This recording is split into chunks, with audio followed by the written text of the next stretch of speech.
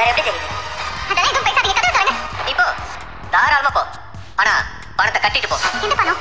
ஏதாவது ஒரு காரணத்தினால நீ பாதியிலேயே ஓட்டில இருந்து வெளியில போறதா இருந்தா 10 லட்சம் ரூபாய் கட்டிட்டு தான் போவேன்னு சைன் பண்ணிருக்கேன். அந்த பேச்சையும் கேட்காம வந்து இப்ப எங்கேயும் தப்பான ஒரு இடத்துல மாட்டிக்கிட்டேனே. பிடிக்கலன்னு சொன்னா அனுப்ப வேண்டியதானே. அதுக்கு 10 லட்சம் ரூபாய் கட்டணும்னா நான் எங்க போவேன்? அந்த 10 லட்சம் ரூபாய்க்காக தான் நானே இங்க வந்தேன். காம்படிஷனை பாதியிலே விட்டுட்டு கிளம்புறேன்னு சொன்னியாமே? ஆமா சொன்னேன். இவங்க சொல்ற மாதிரி எல்லாம் என்னால ஆட முடியாது. நான் கிளம்புறேன்னு சொன்னா அவங்க போக கூடாதுன்னு சொல்றாங்க, பணம் கேக்குறாங்க. நீ சைன் பண்ண பேப்பரை படிச்சியா இல்லையா? நான் சரியா படிக்கல. அதுல அப்படிதானே போட்டிருக்காங்க. அதை படிக்காம விட்டதா நான் பண்ண பெரிய தப்பு. இந்த மாதிரி பிரச்சனை பண்ணுவாங்கன்னு தெரிஞ்சிருந்தா நான் சைனே பண்ணிருக்க மாட்டேன். இந்த காம்படிஷனுக்குள்ள வந்திருக்கவே மாட்டேன். இப்படி ஃபீல் பண்ணா எப்படி? அவங்க என்னென்ன சொல்றாங்க தெரியுமா?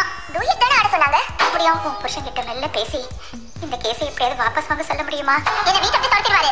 அதுக்கப்புறம் நான் உன் வீட்டுக்கு தான் பையன் தூக்கிட்டு வரணும். உனக்கு பரவாயில்லையாது? முதல்ல உன் மகனுக்கு எனக்கு சோறு போடுவாங்களா? அதுக்கு இல்லம்மா, நான் என்ன சொல்ல வரேன்னா என் பையனுக்கு 3 பேரும் குமார